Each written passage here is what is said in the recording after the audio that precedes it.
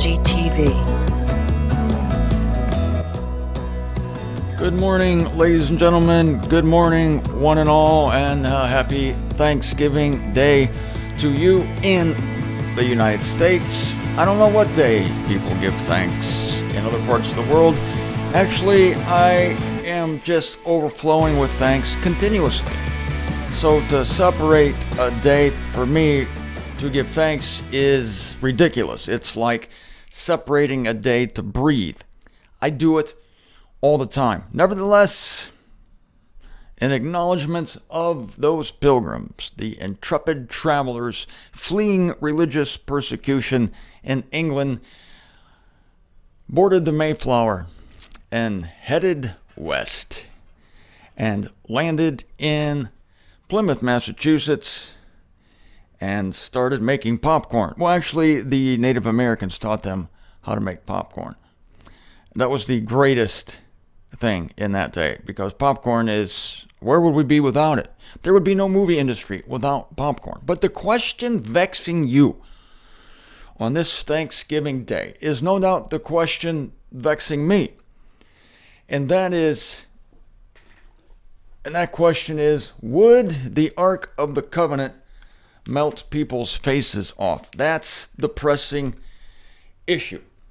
And so I'm going to answer that question today. If I don't wreck my studio first here, I'm going to answer that question today. Well, I don't need that light after all. Okay, there is this awe and even reverence today, in 2019. There is a reverence for what God did thousands of years ago that today is no longer applicable. But for some reason, many people would rather gravitate toward the exciting days of Israel than to face the challenges of faith in a day when we are walking by faith and not perception. Not that faith is a personal challenge. I don't mean to say that. It is God who grants faith. Nevertheless, there's that towel again. I got to get rid of that towel. I got to at least put it in the washer. Nevertheless, faith is God's chosen vehicle today. And faith, as we know from Hebrews chapter 11, verse 1, is a conviction concerning matters which are not being observed. Well, now the thing with Israel in the past is they were cuckoo about things that were observed. They were cuckoo about signs and tactile marvels. They couldn't go a day without seeing something. Jesus could heal 10 lepers on Wednesday, and on Thursday, Israel is saying, yeah, but what have you done for us lately? This people is pretty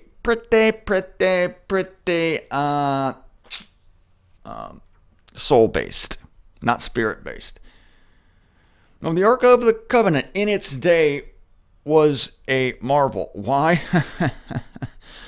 Well, because the presence of God in the form of a softly glowing, miraculously glowing light dwelt in the Holy of Holies of the temple. So it was a pretty important, if you could call it this, piece of furniture.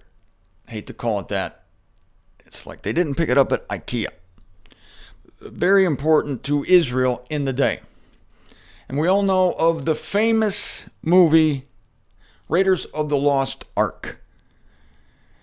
Because throughout history, the greatest archaeological discovery that can be imagined would be the discovery of the Ark of the Covenant. That is that little box with poles so they can be carried, where God deigned to dwell with Israel. It was all symbolic, and yet there was something going on there between the golden cherubim that flanked the ark. The coffer is basically a fancy word for a box.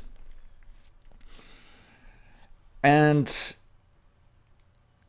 yes, that would be amazing to find it. But in the movie, Raiders of the Lost Ark, Indianapolis Jones, played by Harrison Ford, is... You have to bear with me. I've only seen this movie once. Not a big fan of adventure movies. Any movies that have that kind of music, I'm generally not into. So bear with me. So in the movie, Indiana Jones represents the good guys, and the Nazis, rightly so, represent the bad guys. And they're all fighting to find, it's a race to find the Ark of the Covenant. And of course, there are clues of where it is. And it ends up being in a warehouse somewhere. Anyway, the Nazis come across it. And yet we all know the Nazis are not nice people. And they don't deserve to find the Ark of the Covenant. God is not happy with the Nazis, or with Hitler, or with his dog, or with his secretary, or with the swastika, or with Goering, or any of the tanks that the Nazis built. So when the Ark of the Covenant is unveiled, the Gestapo dudes, of course the Nazi secret police, they gaze upon it. That is a big mistake, because when they gaze upon it, in the modern times, whatever year it was in the movie, their faces melt because the glory of God just comes out of it, because it's still active. You see, in the movie, the Ark of the Covenant is still active, and God's like, it's like still there, like it's still this magic spiritual thing that it just melts those Nazis down like the Wicked Witch of the West. Except it's the nasty Nazis of the East. So, my question is, the question that's troubling your minds on this Thanksgiving Day would be, apart from Indiana Jones and Raiders of the Lost Ark, would the Ark, if discovered today in 2019, would it melt the faces of evil interlopers who would dare to cast their eyes upon it before the great heroes of the West? And to that, I answer an emphatic, no, it would not. Why? Because God is done with it. It's a thing of the past. It is a relic of the past. I'll tell you what would happen if it was discovered, but in a moment. You know, back in the 20s in Paris, France, there was a colony of artists. Hemingway was there. James Joyce was there. Ford was there. Gertrude Stein, the Impressionists, some of the Pablo Picasso was there. F. Scott Fitzgerald. So there was this real brotherhood of artists, and it was the happening place, man. If you wanted to be a writer or a painter or a poet, Paris in the 20s was the place to be. But all those people moved on, you see. And now, but in the modern day, people think that, oh, if I go to Paris, watch Woody Allen's movie, Midnight in Paris. This is... The whole thing is people think that it's some kind of magical place, that if we visit Paris today and we live where Hemingway lived, and if we go to the same bars where F. Scott Fitzgerald went to, and if we drink absinthe while reading Walt Whitman or whatever, and was he a contemporary back then some magical thing is going to happen. But no, it's a bygone era, and the magic is gone. It was there, and now it's gone. Thus with the Old Covenant. Focus on the word old. The Old Covenant. So the infatuation that modern Christians especially have for this piece of furniture, which, yeah, would love to see it. I'm going to talk about that in a second. It's unaccountable, except that most quote-unquote believers today, they're really not into belief at all. They want to see physical things. They want signs. They want relics of the past, just like Israel, because they have a heart for old things. They have a heart for law, especially. Law is the key of everything. Oh, the tablets. The tablets Moses brought down from Mount Sinai were also in the Ark of the Covenant. Wouldn't you like to see those? Yeah, as an artifact, that'd be great. Put them in the Natural History Museum. Put them in the Met in New York. That'd be fantastic. But it has no power today. God has moved on, just like Hemingway and Picasso moved on from Paris. God has moved on from the Old Covenant. And as I told you earlier this week, the New Covenant has yet to be established. So those Israel types who are looking for the coming of the New Covenant, the intelligent ones are looking for it. They know that Jesus Christ was their Messiah, is their Messiah. They're waiting for him to return. They know they can't do anything until he comes back. They can't do anything without a temple, a true temple, not a false temple. So what would happen today? Well, let me tell you something. I have a little story to weave for you, and I think I have time for this. Ernest Martin did some great research. If you go to his website, askelm.com, I think the best research he did. There are some things he did that I believe are quite sketchy, but his research on the temple is phenomenal. So he determined that the location of Solomon's temple was not where the Dome of the Rock is today. Was not in the celebrated Temple Mount. It was not in that area. It couldn't be. For one thing, there's no water running through it, and the temple had to have a constant source of water. But 1,000 feet to the south of the Temple Mount is the Gihon Spring, which bubbles continuously. And there was a tunnel taking the waters of the spring up to the temple. You had to have flowing water in the temple to wash away all the blood. A grim reality, but a reality nevertheless. And this location, which is on a hill, it's called Mount Zion. It was the city of David. Ernest Martin makes the case that it's the city of David, which is 1,000 feet south of the current Dome of the Rock and the western wall, known as the Wailing Wall, that this was the site of the temple. This is where Jesus taught. This is where it happened right here. And I absolutely believe it. It's beautiful. Why is it so great? It's because Ernest Martin and David Seeloff, who's continued Ernest Martin's work upon the death of Ernest Martin several years ago, David Seeloff continued this work, but the case is made very convincingly. There's even a video on it. The case is made that where the Wailing Wall is today and where the Dome of the Rock is today was actually the site of the Fortress Antonia, and it was huge. It's the exact shape. If you go to this whole enclosure, this whole area in Jerusalem today, it's in the exact shape of the Roman fortresses. Because they've unearthed other Roman fortresses in England, and they've looked at the shape of them, and this is where the Fortress Antonia was, where Pontius Pilate lived. And in fact, the Wailing Wall, if this is true, and I believe it is, it means that the Wailing Wall is not a remnant of Solomon's temple. How could it be when Jesus prophesied that not one stone would be left upon another of this temple? Remember the day the disciples pointed out the temple to him? Look how magnificent, look how beautiful. Look at all the gold. Ooh, look how it shines in the sun. Stand over here and turn your head and look. Ooh, it shines. They were so impressed with the shininess of the temple, as Israel types tend to be. But Jesus, seeing right through it, says, well, this is a temple that rejected me. It's going to be destroyed. Not one stone will be left upon another. If not one stone was to be left upon another, then what is with the Wailing Wall exactly? It's a remnant of the Fortress Antonia. It's one of the retaining walls of the Roman barracks. So how perfect is this? How many times have I told you that the Israel types today, the Israel types today are so off spiritually. They're so blinded as Paul states they would be in Romans chapter 11. Not only have they failed to recognize their Messiah, they're still looking for him. Oh, when's the Messiah coming? When's the Messiah coming?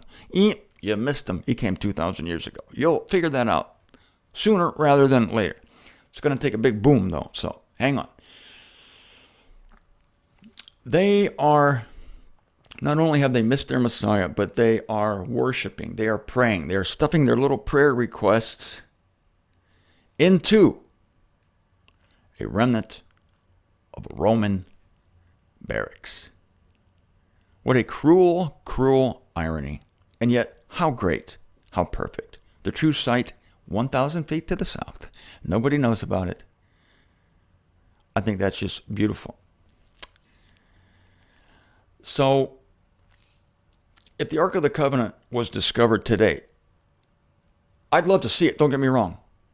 Oh, in fact, David Seelaf, who is carrying on Ernest Martin's work, he flew me to Los Angeles in, I think it was 2006, because at the time, David Seelaf, and he still does this, he goes to Jerusalem.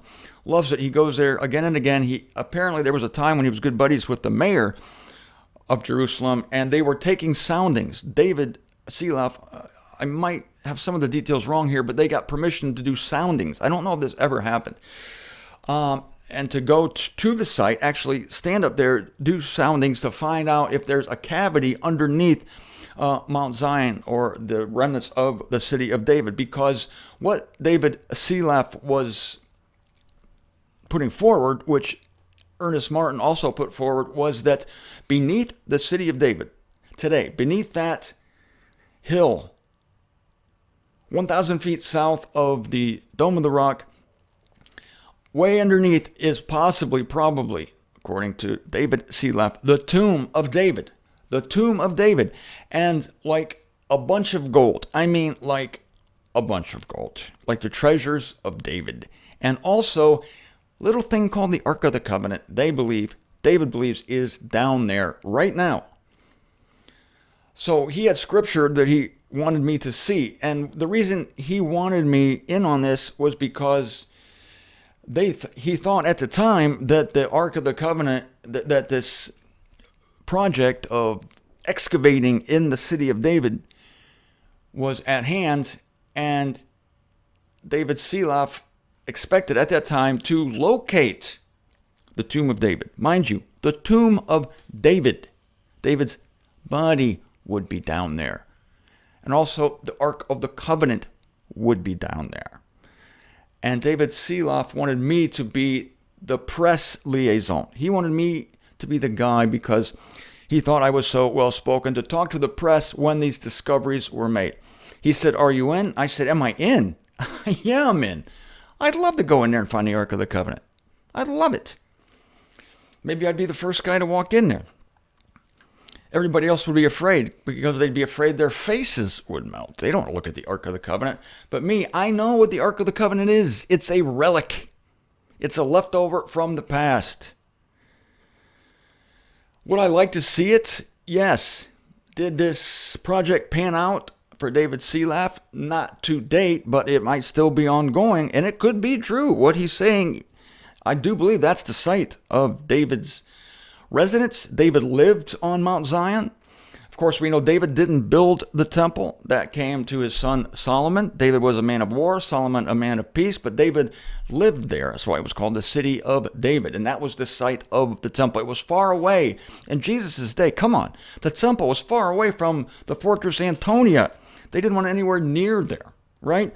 Because according to the Israel types, the Romans of the fortress Antonia were dogs and pigs. They wanted to be as far away from them as possible. So, and the Romans were on the same page. So, yes, anyone who would gaze upon the Ark of the Covenant today would be perfectly safe. Yes, find it. I'll go. Love to see it. What an artifact. I mean, yeah, I would like to touch it and think of where it's been. If that thing could talk. My video's glitching here. If that thing could talk, put it in the Metropolitan Metropolitan Museum of Art in New York, yeah. If that thing could talk. But ladies and gentlemen, it has no power today. It's just a piece of wood. Even if the tablets are in it, great artifact, I'd pay $50 to see them. Definitely would. They're pieces of rock. They're worthless, except as an historical artifact. And yeah, they would go on tour and it would make $1 billion for sure. But we, of course, of the body of Christ, even if that stuff were alive and well, even if it was still humming and glowing, and even if the almond branch of Aaron is still in there blossoming, we're still not impressed because we have a calling higher than Israel's, higher than the earth, higher than physical manifestations. But even Israel, and even those Christians today who want to be Israelites, they need to look away from the old and look toward the new. Because the question must always be on our lips for the body of Christ and for those Israelites looking for the kingdom. What has God said lately?